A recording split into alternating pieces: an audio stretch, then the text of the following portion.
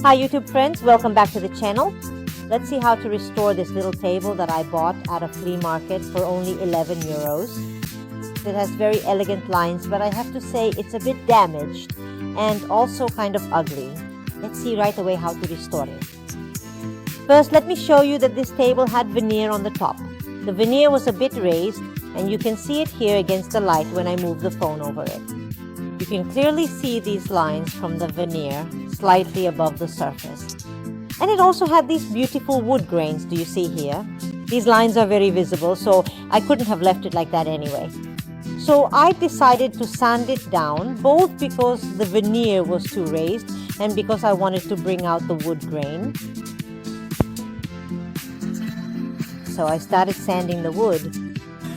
And in fact, a very beautiful wood color was coming out, slightly lighter than what was there before. And in fact, I liked it, so I kept sanding. Look at what a beautiful color was coming out. So I continued with an 80 grit sandpaper to really try to bring out the raw wood.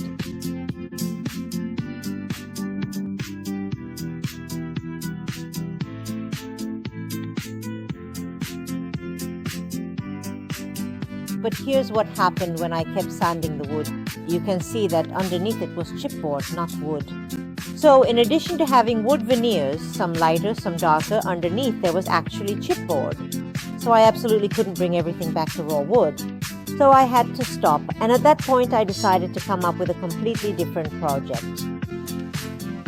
Sometimes it happens that we have to adapt to the furniture and come up with a completely different project. Meanwhile, I started filling in all the woodworm holes because this leg really had a lot of them. I used Axton wood filler and this very small spatula. It's really one of the smallest I have. You take a bit of filler and apply it to the little hole in the wood.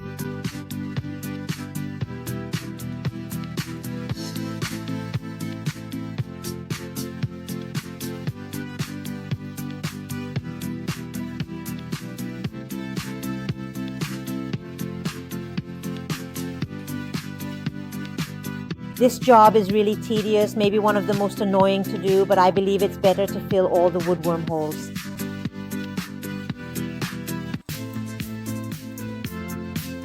Then take a damp, wet cloth and wipe away the excess wood filler. This way, you won't have to sand it later and you'll have all the wood nice and clean.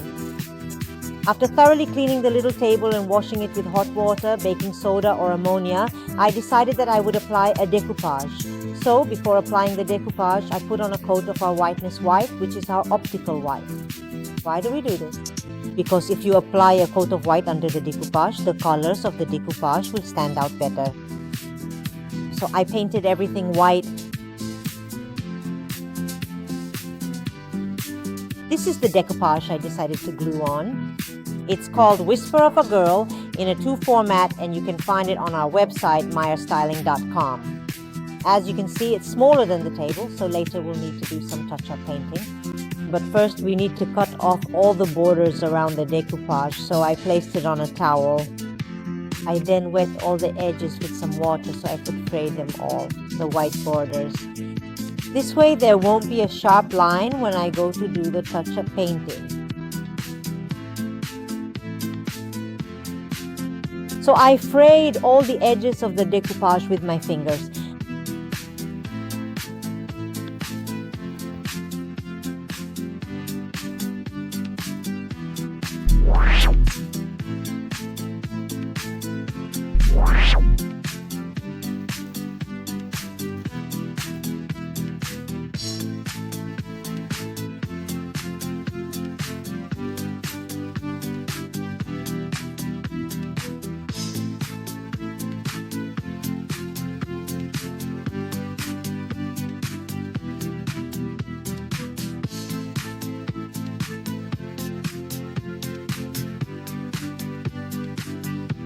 After that, I used my rice starch decoupage glue.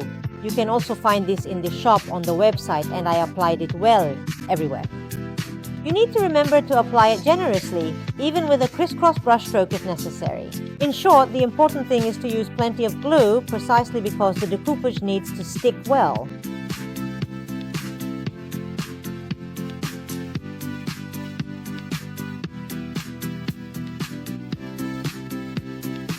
And then, right here, immediately after that, I carefully glued down my decoupage piece, while trying my very best to keep the face as perfectly centered as I possibly could.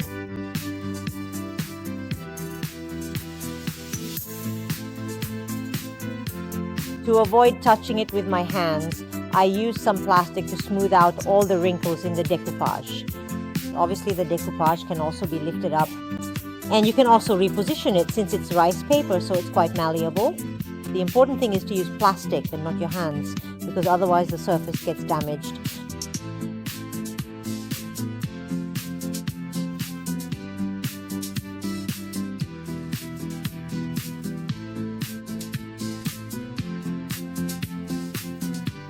In the end, I applied another protective coat, again using the rice starch glue. This also acts as a protective layer both for decoupage and for our MyRestyling kit paints. One coat is enough, but you can apply a second coat the next day if you like.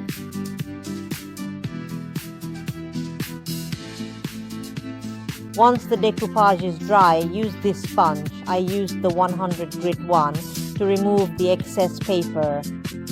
Please pay attention to this.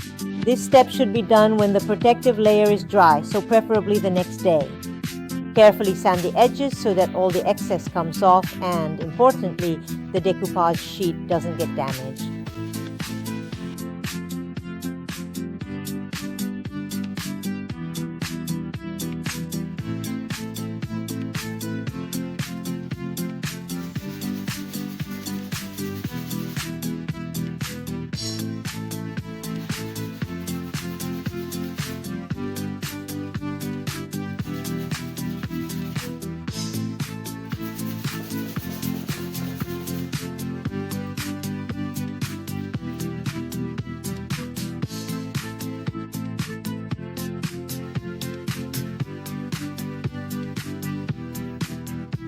After that, I put different colors on my palette and started doing some touch-up painting on the decoupage, specifically where there was no rice paper, in order to extend the design and make it look three-dimensional along the edges of the table.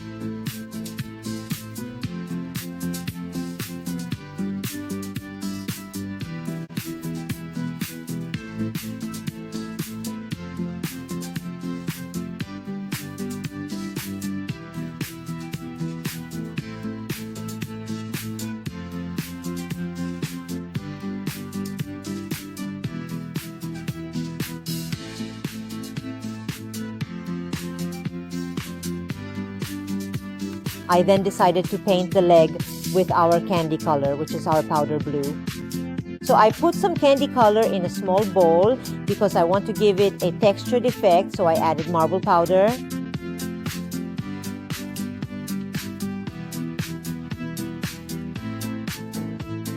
I then took my marble powder and added a few spoonfuls to the paint, which I had put in the bowl, and I mixed everything together.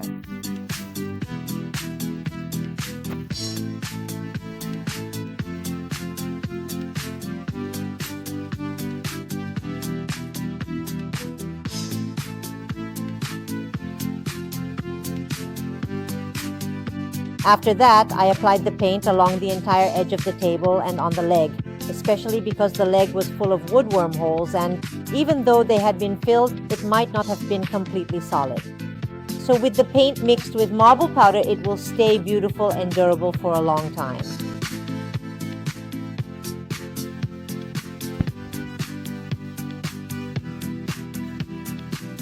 This is a good trick to mask imperfections, but also to give solidity to the furniture.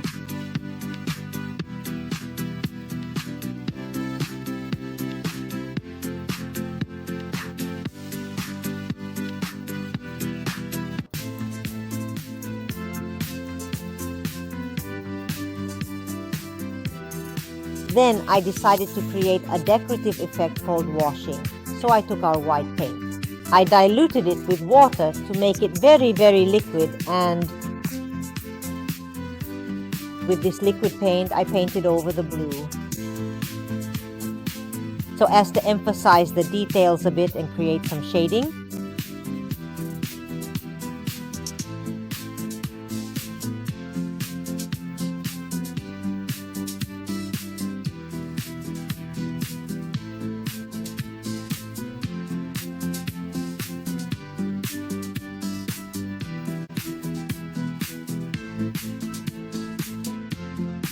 Then I wiped off the excess with a cloth so that these beautiful shades would appear. It's important that the paint is very liquid so it comes off quickly.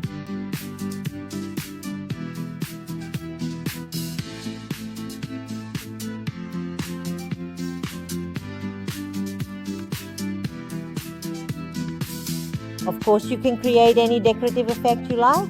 I also dabbed a bit, just as you prefer. I did the same thing on the leg as well. Then, since I had applied a textured base, of course, the wash emphasizes the surface even more and makes it more irregular.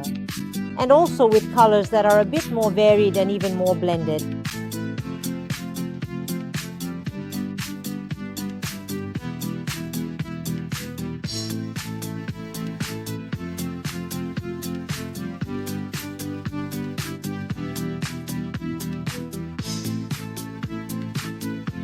Finally, I protected all my work with our natural vegan wax, which you can find on our website MyRestyling.com. It is a completely plant-based wax, so it contains no animal-derived ingredients, no beeswax, but instead contains plant waxes such as candelilla, carnauba, and jojoba oil.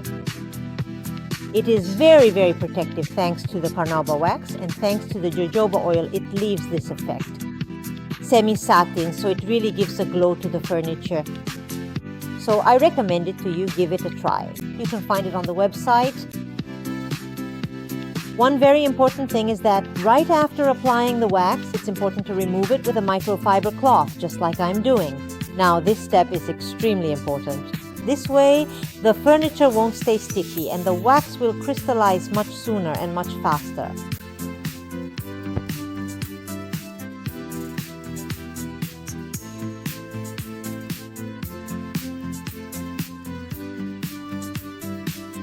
And here is the finished table. If you like this project, I remind you that you can find all our products on our website MyRestyling.com, or also in the MyRestyling app, available for download on Google Play, or in our store in San Giorgio Bigarello in the province of Mantua at Piazza Giotto 4. The table is also available to view in the store, so come visit us if you want to see it. Bye, see you in the next video.